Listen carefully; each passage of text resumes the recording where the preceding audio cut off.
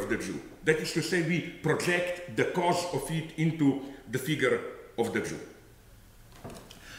Even at a more fundamental level of today's economic constellation, I think that this notion of real as virtual can help us to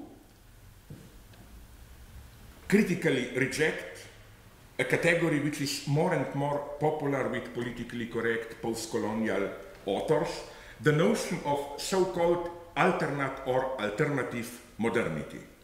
The idea is, to put it simply, the following one. Of course, there are inconsistencies, antagonisms, repressive potentials in the notion of modernity, which ultimately means, of course, capitalism as the force of modernity.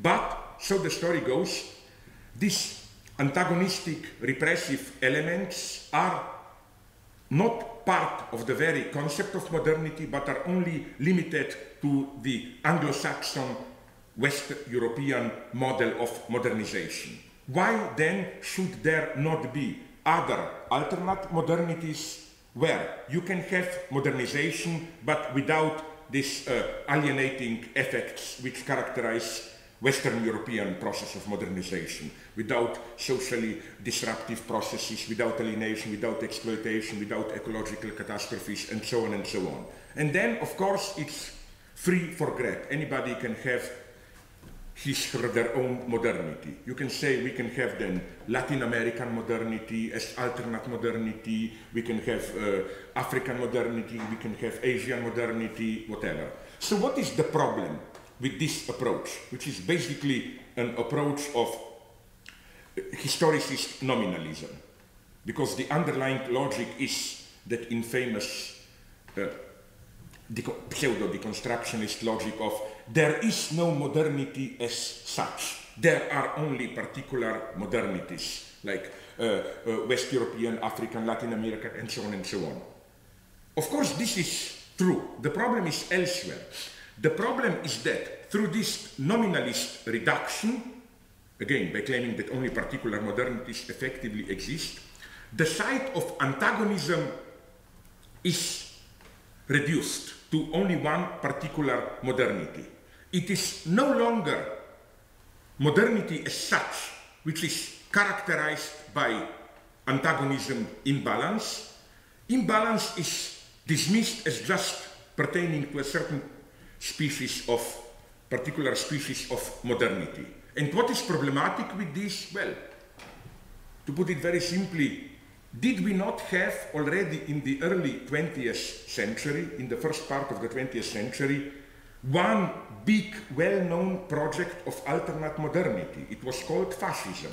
Fascism was precisely the first big attempt to build an alternate modernity. That is to say, to have the process of modernization, industrial development, and so on, but without paying the price of alienation, social disintegration, and so on and so on. What should we then oppose to this model?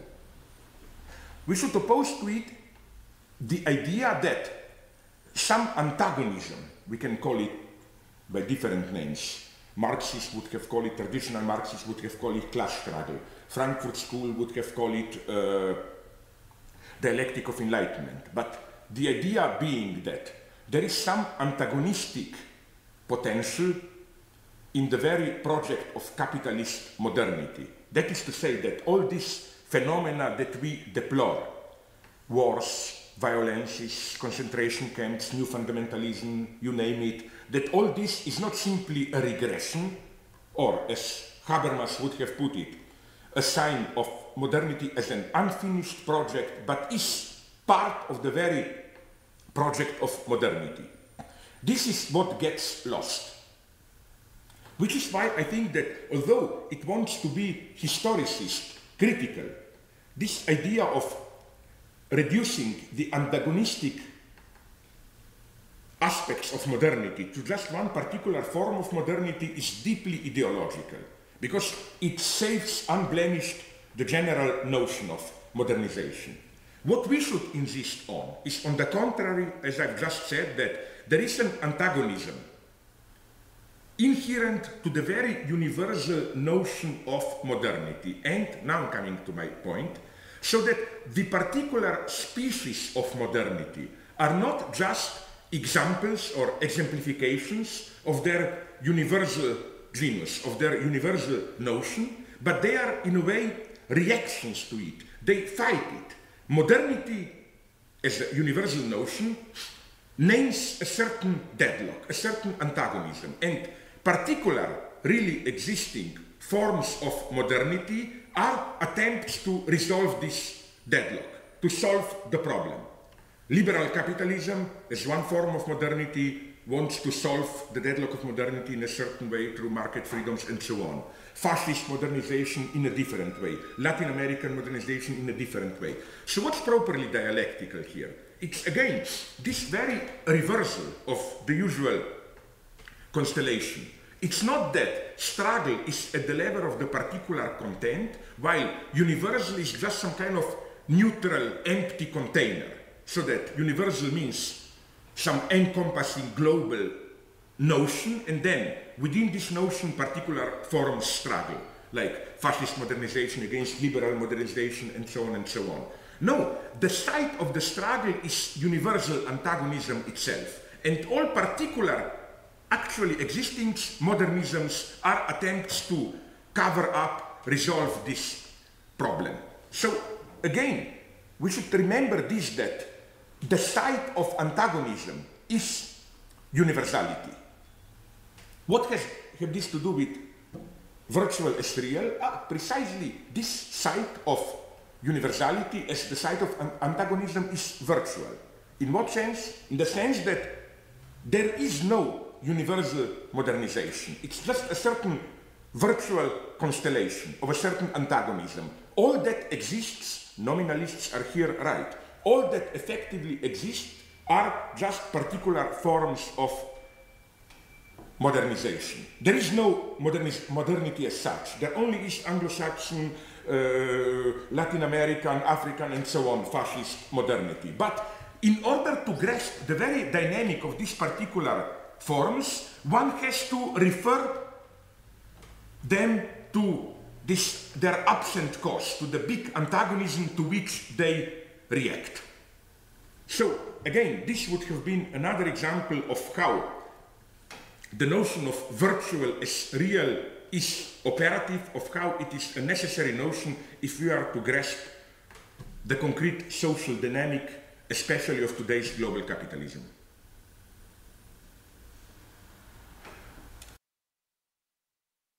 So the conclusion to be drawn from all this is that the category of the real is ultimately a purely formal category. It's not a category of some formless content, disturbing order.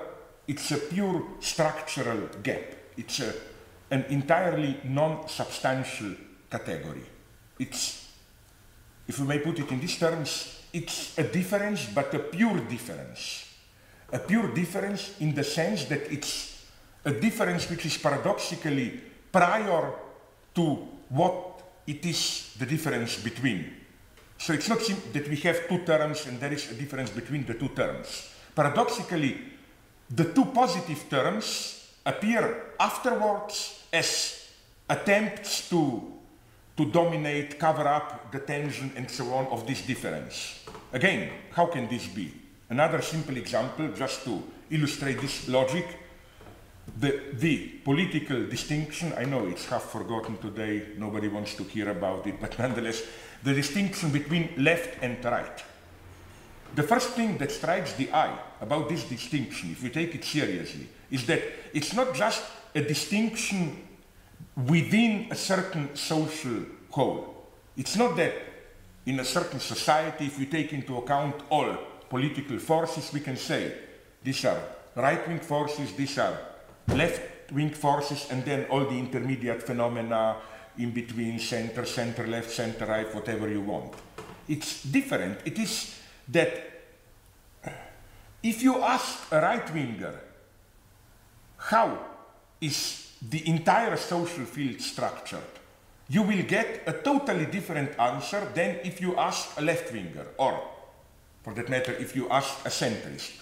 To simplify it, A right-winger will tell you that society is an organic, harmonious unity, at least the traditional right-winger, and that left radicals are external intruders. What is anathema for a radical conservative is the idea that there is an antagonism, an imbalance inscribed into the very heart of the social edifice. For a left-winger, the struggle is admitted as central. So again, the point is that there is no neutral way to define the difference between left and right. In itself, it's a void. It's just that you can approach it either from the leftist or from the rightist point of view. And incidentally, for Lacan, it's exactly in the same way that also sexual difference functions. Sexual difference is not a difference between the two species of humanity in general, but it's the within, from the male perspective, sexual difference itself appears in a different way than from the feminine perspective. So again, difference paradoxically comes first. Crucial philosophically is this, let's call it pure formalism. And against the reproach that we are dealing here with some kind of idealism, isn't matter in its positive inert presence primordial, I think that we should reject this reproach and precisely insist on this notion of, how should I call it, purely formal materialism. Materialism is materialism of the difference. The minimal feature of materialism being that there is a pure difference, that there is a crack, an antagonism within the order of the one, that the primordial fact is pure self-difference. I'm very precise here. Self-difference and not any kind of these mythological polar opposites, feminine, masculine, light, darkness, yin, yang, and so on. I think that here radical materialism should be even critical towards Deleuze, Gilles Deleuze, who likes to assert some kind of primordial multitude as the ultimate ontological fact. From the radical perspective I'm advocating, multitude already is an effect of the inconsistency of the one with itself, of the fact that the one cannot coincide with itself. Or to put it in a slightly different way, we do not have some primordial polarity like masculine, feminine, light, darkness, and then we can play all these new age agnostic games of how in our era we put too much accent on one pole and we have to re-establish the balance, like we are too rational masculine, let's put more accent on the feminine emotional side, whatever. No, it's more radical. It's as if, as Lacan puts it, the binary signifier is primordially repressed, which means the second element is always missing, and this lack of the counterpoint, we have one, but we don't have the accompanying other. And this original imbalance then sets in motion the generation of multiplicity. Again, extremely simple example from one of the early movies by Woody Allen, I think it's Love and War, a kind of a parody on Tolstoy, where, again, the whole movie topic focuses on topic of Tolstoy. So, of course, our first enigma is here, where is Dostoevsky, the other natural supplement to Tolstoy? There is no Dostoevsky, so what happens in the movie as a kind of a return of the repressed is that in one wonderful short scene, when two main characters talk with each other, all the big titles of Dostoevsky novels emerge. Like, do you know what happened with that idiot? Ah, you mean one of the Karamazov brothers? Yes, he did his crime, it was punished, then he went underground, turned into a gambler, and so on and so on. So, the lesson of this is, ontological lesson, is one cannot coincide with itself, pure difference, Because of this pure difference, as a secondary effect, the multitude explodes.